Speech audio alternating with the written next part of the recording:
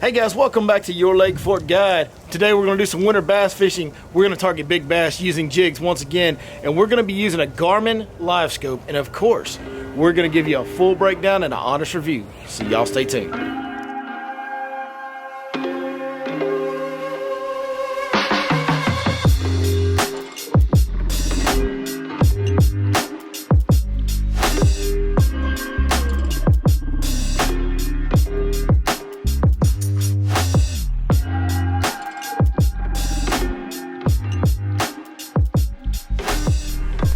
Alright guys, like we said, we're going to be out here, probably going to be fishing with jigs, winter bass fishing, targeting big bass with those jigs. Main thing is we're going to be using a Garmin Livescope. Remember my buddy John Maxfield's boat?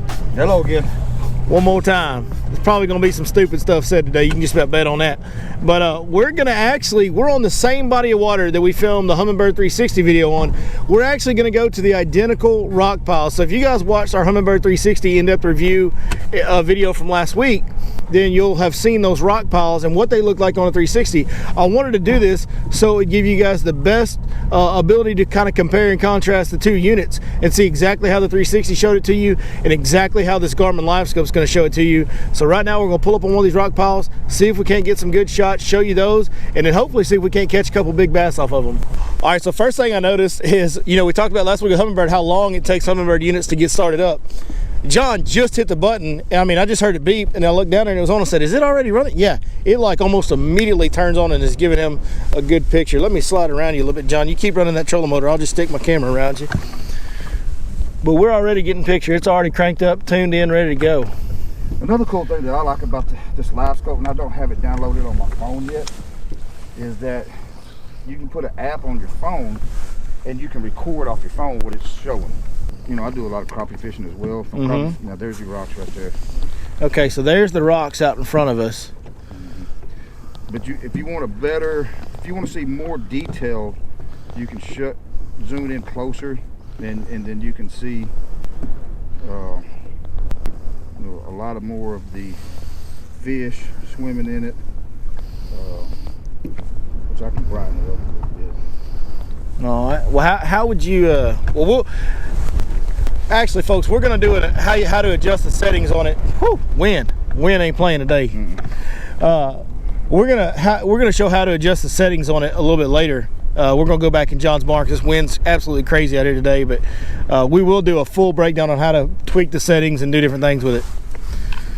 How about right now? What if we dropped the? What if we lowered the depth? Yeah, so to get a bigger picture. And I didn't buy the touchscreen for the plain simple fact because I run the ranch on everything. Yeah. And I don't like to touching all this. So you got your forward right here. All you gotta do is hit this again, and there's my gain as far as raising up the gain of what we're seeing. Brings up kind of the brightness of it. Okay. And that's my depth range, so I can bring that depth range. There you go. Put it down about 15 or so, because we're gonna be less than that. So that's pretty good right there. That's at about 18. So right off the bat, it's not going to be just a clear picture the way the 360 was. It's not going to have that side scan type of image on it. Man, and I don't know, get a little closer to those rocks, see if we can see further into them. Maybe we can see one swimming around somewhere. That'd be cool. And usually when you see the fish, it's a lot brighter. Okay. There's one right. No. So that right there, those are fishing. Okay, cool. Well, you got a 1/2 ounce black and blue jig. Throw your jig out there and let's get it on the screen. See it right there? Yeah. Okay, so there's the jig. Yeah, so we're 5 foot in front of the boat. That's your jig right there. Okay, cool. I know it's going to be, the deal we're fighting here, guys, is he's got this transducer mounted to the trolling motor shaft, and the wind's not working with us on the angle that the trolling motor's wanting to point to stay in the wind. Well, listen, we're having a hard time on this angle, really focusing on looking right into the rocks. And what I want to do is find a fish and throw a bait at it. But we got some brush piles in a different part of the lake that we're going to set up on here in a little while. Well, we should be able, if the wind stays this direction, we ought to be able to set up where we can kind of point right into them on spot lock and hopefully see some fish and then make some casts to them. So that's what I'm hoping to get out of this today. I'm really hoping that we're going to get a chance to actually see a fish swimming on there and throw our bait to him. Right now though, I know there tends to be a couple fish hanging around these rock piles, so I kind of want to see if I can catch one, John. And the thing about this is, what I've noticed is that if your fish are just sitting on something, they're hard to see. If they're moving, yeah, you can see them. Listen, folks, we are about educating and teaching and trying to help you guys the best we can, and I want to give you as much information on this Garmin. And we're going to give you a ton of information on this Garmin Livescope today, but we just got here. Right now, the wind's not cooperating with us on the direction, so I want to fish this rock pile because as much as I am about helping you guys out, I'm also about catching fish, and I want to try and catch one right now. So y'all just hang tight, see if we can catch a couple good ones off these rock piles, and then we'll go to a brush pile where hopefully we can see one swimming around in it we can throw at him. Oh, I seen that. I seen it. Blow down on me? I seen it. Oh man, I wasn't sure. All right. Jig bite is slow, folks. Jig bite is slow. I picked up a jerk bait for a little while, and then I watched one tick old John's rod right there, so I'm gonna pick my jig back up. Well, I thought it was a darn one of them rods. And then Look at that school of shad. Yep. Did you see where when it turned around? Yep. Well, look at that school of shad right Yeah. there. God almighty. Look at that school of shad that's unrolled up in front of us, folks at home. Holy cow. Wad of it. That's a bunch of shad right there, brother. I mean, that is a about a 7-foot wall of shad right there. That's what that is. See how when they're moving and stuff, how bright they get brighter? Man, maybe that'll fire these fish up, get them feed a little bit in here. That'd be good. Think so? Oh, golly. Smoked it. Had one just pound it and not eat it right there. Watch your head. I'll be damned. He had it. I've touched him a little bit. Golly bum. You call that a swing and a miss? That's strike 2. Oh, okay. I gotta go to the dugout if I miss another one. Where's the dugout? You got a dugout in this boat? Mm-hmm. We're gonna have to find it if I miss another one. Seat back there, you gotta sit there for 2 minutes. We're going to have to, it's gonna be like Major League Fishing. But we don't give you penalties for boat flipping because we encourage that here. But we will penalize your boat for missing fish, right? That's a bad combination, my brother. Uh-oh. That might be a little stud right there. Feels like a good one. Let me get up here to the front so I can boat flip him, John. Oh, that's a good one, man. That's a good one. You gonna boat flip him? Always, baby. We don't do nothing but boat flip them around here. Maxfield, let's go. Short and fatty. Ah. Oh, rock. We call this one rock climber. That's old rock climber right there. Actually, I guess that's what we ought to call a jig, is rock climber. All them rocks they living on, we might ought to call this one a mountain goat. That's a pretty fish, Maxfield. Hey, you're losing. I didn't strike out on the strike 3 there. I hit the home run, son. Or at least a solid double. That's a good fish on the rock piles. I had to go catch at least one good one off the rock piles. All right, we can go film the rest of the electronics video now. I won. Competition's over. Cameras are... I noticed that about that. I haven't noticed. Well, you know. You do know in real life supposed to catch 5, right? Unless the other guy catches 0. Oh, okay. All right, guys, so you can see there's a brush pile. Well, the trolling motor just turned on us. We'll wait for it to come back around. We've got it spot locked out here where it's going to spend a pretty good amount of time pointing at some of these brush piles we got out here. So we'll just wait a second. It'll come back around to it. There's a brush pile right there. There's one of our brush piles right out in front of us. Kind of just caught the side of it, turned back around. There you go. There's what a brush pile looks like. Now I got to be honest with you. Initial feedback, I'm a little disappointed. I'm a little disappointed in the quality of image on that right there. Based on what I saw on the 360 and based on what I'm seeing here now. We have played with the gain. I've moved it back and forth, up and down. I've played with the range. I've done everything I can know to do here to try and get that image to be clear. And it's just not gonna provide the image I was hoping for. I think it, you know, when the fish sit right in front of you and you sit it still, I think you can probably get a pretty good view of stuff. as far as you can get a good view of the fish swimming. But I don't think this Livescope is going to show structure very well. And you know, from what I'm hearing about active target is it has higher resolution. Now, I haven't seen an active target in person, but some of the video and images, it looks like it shows structure much better than the Livescope does. So that'll be interesting. We're gonna have to wait a little while till those actually hit the market, even though they said they released on December 4th. None of them are arriving until January at this point is what they're saying. So it will be a little while, a little delay before we can get on an active target. But overall, I have been a little disappointed. Maybe, you know, I wanted to come to the same lake we used 360 on because I wanted you guys to see apples to apples. But at this point, I'm kind of wishing we would have went to a lake with some deeper structure, maybe go to Fork and get on some bridge columns and stuff like that. That'd be a little more obvious. I think this would probably work better in that situation where you could see deeper structure and a little more open water. I think some of this shallow, dirtier water, cluttered, it's just not getting as clear of an image as I was hoping for. Reel won't ever fold something. Oh, I throw my reels in the water all the time, Maxfield. That ain't no big deal. Oh, I ain't hit it yet. Look at there. Look at here. Let's go. Huh? I ain't doing it. That's how you do that, Maxfield. Man, that wasn't nothing but a good old East Texas reel cleaning right there. That sucker will throw further than it's ever thrown in its life now. Okay. All right, bring yours in. We're going to have a contest. Okay. Casting contest right now, Maxfield. I didn't know we was going to do the settings. Well, I got customer settings on my reels, dog. Okay. All right, you ready? Hold on. Now we got to throw perfectly perpendicular to the boat, just like this. You ready? Yeah. Overhand cast. 1, 2, 3. I didn't get enough air. I don't know who got who. That was close. I'm telling you. That was I close. can't see close up, but I can see a long ways. That's what I got you.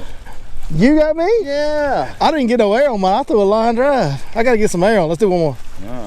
I made a bad cast. You know the fish is bad when you do dumb shit like this. Well, listen, you know me and you going to compete at something. Oh, absolutely. When we get on the boat together, we're going to compete at something, by God. All right, you ready? 1, 2, 3. Oh, I boogered up. Oh, I got you clear as day on that one. I got you clear as day on that one, old son. All right, we're 1-1. You did 1-1. We got to have a tiebreaker. Hold on, my jig trailer's all messed up. We can't be having no aerodynamic issues. Yeah, I may get a bite. I ain't worried about getting a bite. I'm worried about flying through the air. All right, you ready? Ready? 1, 2, 3. I got you! I got you by no more than a foot at best. Guess what, folks? We didn't catch him on the brush. No. Maybe that Livescope showing us better than we think it is, because it didn't show us any fish, and by golly, we didn't catch any fish, so I don't know. All I know is so far I'm winning the fishing competition, and I for sure just won the casting competition with that good old East Texas reel cleaning I just did. We need to go up there so I can show you a good image of that. Show me a good image. Of that toad I was telling you about. And then we'll go. Yeah, let's go find something cool to look at on the Livescope. Yeah. Go show me something interesting, Maxfield. I can show you that. Why? About time he did something worth something around here. Well, so what is this I'm looking at? That's a crate. I'm trying to get a good image of it. See the wires in it? Yeah, that's pretty cool. So that's So that is a much more detailed image than we were seeing over yonder, I guess. yeah. Ain't no fish on it though. What's that? What's that right there? That's fish. Yeah, they're rising. I don't know, this is some kind of reflective deal. There's a fish right there, it looks like. Yeah, there's that crate. There's some a bait. fish right there. Bait fish right beside it. Might be some fish on the side of it too. Boy, that wind is killing me. Wind's making it tough. I can tell you right now, to me, maybe the biggest key to these real-time forward-facing sonars is having it mounted. I think the biggest key is having it mounted independently of your trolling motor shaft. For this situation, when it's blowing like this, you just can't look at anything very long to get a good fix on it. Now, you saw some good shots of that crate and good shots of that bait. Fish right there on the bottom, see it? Yep, I sure do. Look at bait fish. bait fish wandering around out there.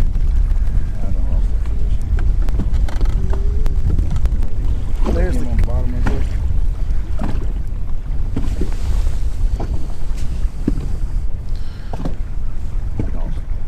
Yeah.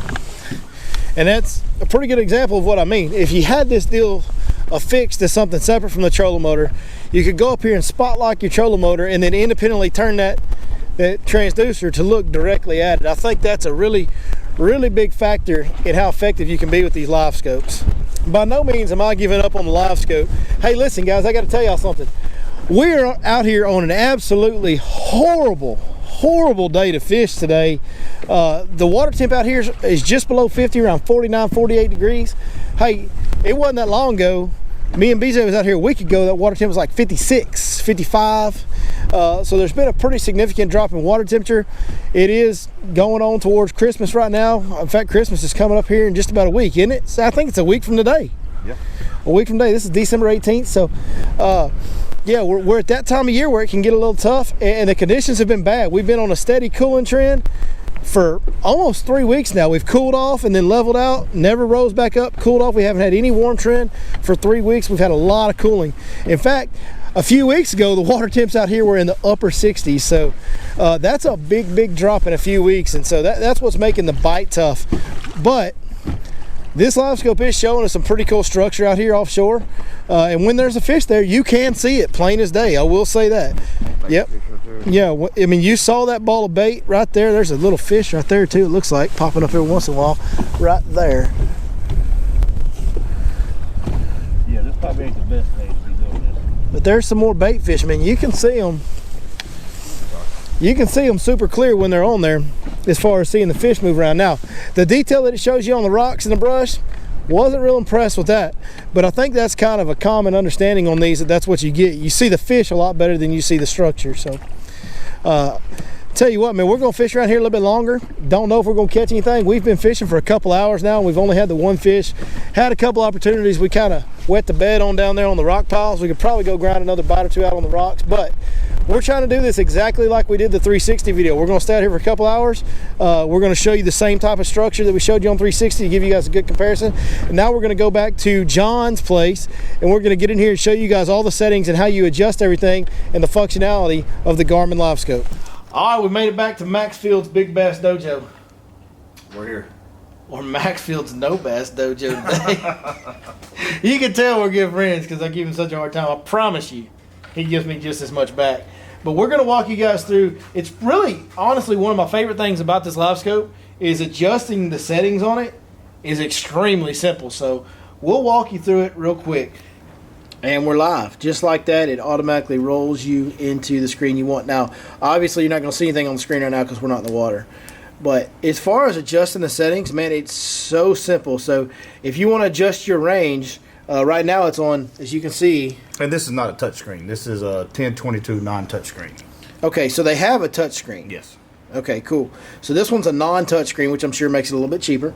But that right there says forward range. So all you got to do to change your forward range, if you'll watch the numbers up at the top, we can go in tighter, we can go out wider.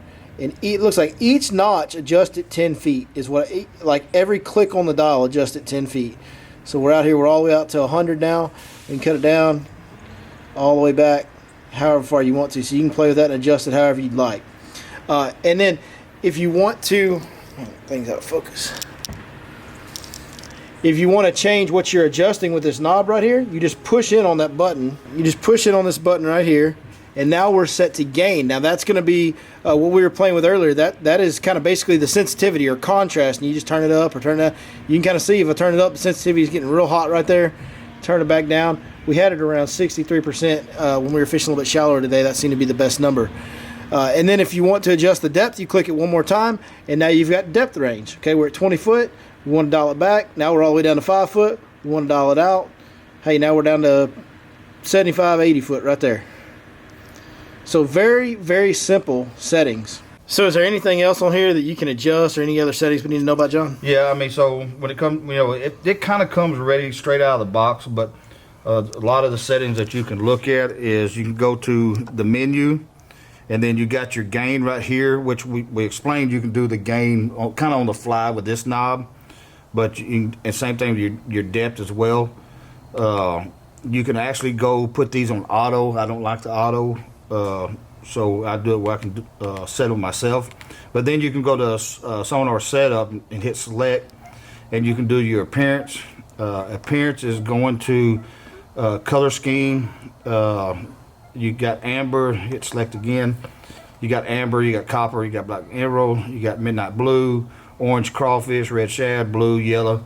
And those are just all, and not being in the water, we probably can't see these, of course, but you can just do different colors that you like. I prefer the amber color. To me, that shows the fish a lot better. And like I said, I'm not really great with it yet, and used it to find all the ins and outs and the details. The bottom fill, to me, always leave it off, but if you hit the bottom fill, it will show kind of, if you're on amber, it kind of show like a black bottom. That's a hard bottom. Trails is off. I don't use none of this because I just have it just for Livescope only. Grid overlay, I keep that in hide. What it is, if you hit go to select, so that shows by footage and stuff like that what you're, how far you at, what you're throwing at. It's basically like back in the day, it's like casting rings. Yeah, pretty much. Old school technology was like casting rings. So so you throw these on there. You're showing your bait or a fish at, this line here, you're at 5 foot. That shows 5 foot. This is 10 foot, 15, so on and so on. And the same thing with your depth as well. I like it off. I think it's a lot of clutter for me, but I like it off. So I always hide it. Scroll history, I just keep it. I keep it off. And then, like I said, it's super simple. Everything is back, menu, and home. You can go to home, which I don't have. I use the Lowrance. I don't have it where I got the 2D and the 3D sonar. Yeah, you've got another Lowrance unit right here that you use for the 2D sonar. So none of this really pertains to me and what I do, but it's basically just like a Lowrance. If you're used to Lowrance, you got your charts and your combos and different things that you can touch. I mainly use this 100% just for forward looking. I run a 3-in-1 Lowrance on the front of the trolling motor. It shows me my 2D, my 3D, my side imaging, and this is just forward mode, and that's all I use it for. All right, so it was an overall review, and it's going to be an honest review. We ain't going to pull no punches. John's not on the Garmin Pro staff. I'm not on the Garmin Pro staff. We're going to tell you guys what we really think about it, because my whole deal is I'm trying to figure out what electronics I need on my boat. And doing what I do, I need the best of the technology that I can get, because it's my job to put fish in the boat for other people or sometimes for camera. So, first, I kind of want to hear what you think about it first. Tell me because you've used it for a little while. I only got to see it one day and it was a very difficult day to use it considering the conditions with the wind. Well, I like it for certain applications, right? Unlike Billy, I like to crappie fish a little bit as well. Do a lot of tournament fishing. For what kind of lake we was fishing today, shallow water lake. Not a lot of structure on it, this, that, and other. Probably not the most useful thing that is on my boat right now. Mm-hmm. Now, I do like it where I can, when we see those big balls of bait fish, we can see them well, we can see them moving. I liked it for all that. I still need to play with it a little bit more to understand it better. Crappie fishing, I think, would be, it's awesome. It's a spectacular tool. Yeah. But I would definitely have it on my boat. I wouldn't take it off. I wouldn't trade it in. I can see fish that are swimming. Now, like you said, today was a tough day. The wind was blowing. It was crazy. We couldn't stay on nothing. I've actually fished with it quite a bit on calmer days, this, that, and other, and was able to get a better use out of it. But I wouldn't trade it in. Now, there's some things that are coming in the future that you were telling me earlier. Yeah, the Lowrance Active Target, right. That I would definitely like to look at and maybe see a better image. I will say that I was a little bit disappointed when I put it on my boat that it didn't show the image that I thought I was going to see. You know, I mean, it shows your brush pile, shows those rocks that we looked at. I was wanting to see a better Picture of it. curvature of what we're looking at, this, that, and other. And I just don't think that's what it's made for. No, it does show fish clearly swimming. We did have a few instances today, and when we started, we dropped your jig in front of you. You could clearly see your jig. Absolutely. Now, it didn't look like a jig. It looked like a blob. But you could clearly tell that was your jig. And when we saw fish, we could clearly tell it was fish. And when we saw bait, we could clearly tell it was bait. I was also disappointed in the definition on the brush piles and the rocks, especially compared to what we just saw with the 360, where we could see like every corner in the rocks on the 360. It was a totally different deal with this. You couldn't see that much detail with it. You could still identify that it was there, though, and it did still point you in the direction. I think for me, and I said this when we were on the water, the biggest deal for these type of sonars is you need to have that transducer mounted to where it can turn independently of the trolling motor. I think that's going to make a huge difference, because if you're sitting on that one brush pile and you can focus right in on it, then you can see any fish that swims in or swims out. Mm-hmm. And you can, if you see a fish, you can kind of follow that fish independently of your trolling motor. You can keep your spot lock on. If that fish swims to the left, you can kind of follow him, or try to anyway. Yeah. I think having it mounted to where you can turn it independently is going to make a big difference for me on this type. But I was disappointed in the overall image that you saw structurally. You know what? I think something that, you know, we live close together, so it wouldn't be that hard. But something we ought to try one day. It's an easy mount on that trolling motor. We ought to try to go do something one day where we do have an independent. Just kind of rig up something where we can show what today looked like versus what if it was independent. You know, and give a good example of that. I think something you alluded to earlier is really important too. I don't think this is. I think you can use it in shallow water, and I think you can probably see fish in shallow water. I don't think it's going to be performance best in shallow water. I think this will perform better. Now, we went to that lake into those pieces of structure specifically because I wanted to compare apples to apples, 360 to Livescope. I think where I messed up is these are two totally different tools. Absolutely. These are two different tools designed to do two totally different things. And so I probably shouldn't have used that. I thought I had a good thing going, or I was doing the right thing by using a common example of the same exact structure on the same exact body of water. Unfortunately, I think I may have got that wrong a little bit, because I think if we would have gone over to Lake Fork, and I know right now this time, and always in the wintertime, there's fish around bridge pilings. There's all species of fish around bridge pilings in the winter on Lake Fork. I feel like if we'd have went over there and got around some deeper water, some more open water, and focused on that type of structure, I think we would have seen a much clearer image of bridge pilings. Because when we got on something hard, when we got on that crate, that cage, whatever that was, that metal wire, you could see that really well. I mean, really well. Versus when we were on the rock and the brush pile, you really couldn't make it out that well. So I think if we would have done something more like what this unit is designed for, which is more deeper, more open water fishing and identifying fish swimming around in that deeper water or around those pilings, I think we would have had a better success rate. Well, I think this is just my opinion. Everything's an opinion, but it's like think of a crescent wrench. You know, you can use a crescent wrench to turn a boat. You use it as a hammer, but was it designed for that? No. It works better for this application more than this application, but it can be done. And I know that you're doing this review of the 360 this here. I think this can do things that the 360 can't. The 360 can do things that this can't.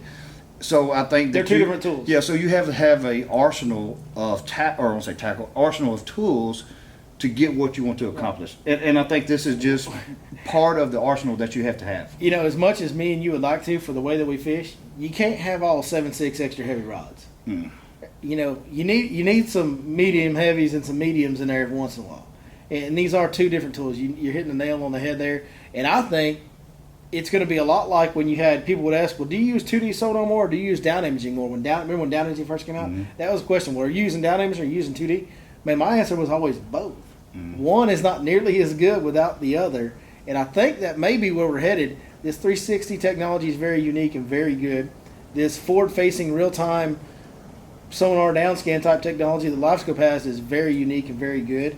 And I think we're heading in a direction where if you don't have both, you're kind of at a disadvantage. Yep. And for sure right now, for me, for the electronics that I'm getting on my boat, as of right now, I think I'm going to have a 360 and a forward-facing real-time sonar on the front of my boat. Now, I'm going to hold my judgment on this versus the active target until I get to see the active target. But I think I need to have both. If I want the best in electronics, I need both of those tools. I agree 100%. Yep. I think that's about all there is to say, man. That's the review. It is an effective tool for looking at fish in real time. Obviously, I don't think that was anything that surprised anybody. Very pleased with the functionality of it. Very pleased with the functionality of it. Very easy to adjust the settings to what you want to see at that moment. You can adjust it on the fly, no problem. A very user-friendly unit. That is one complaint I have about Humminbirds in the past. They're not very user-friendly. That is a very user-friendly unit. It is easy to use as Lowrance is right out of the box. So very happy about that. So get it mounted independently from the trolling motor is my recommendation, and go spend a bunch of money and get both of them. Well, you say spending a lot of money. So, talk to somebody before you just go spend a bunch of money. I talk to a lot of people in different places. With the electronics that I run in my boat that I had normally, there was no need for me to go buy the 2D imaging, the graphing, all that stuff, because I already have that. You in were my just boat. buying that strictly for the live. Yes. So make sure that you talk to somebody. Don't. I guess what I'd say, don't overspend more than what you need. That's right. And I think that's the best thing that I could tell somebody. If I had to do it again, it's going to be on my boat. If I had another boat, I'd put it on the boat. Yeah, absolutely. Well, John, thank you very much for letting us come out in your rig today and check it out, man. I appreciate that greatly. And we'll do it again. We'll make an adjustment on that setup on that transducer.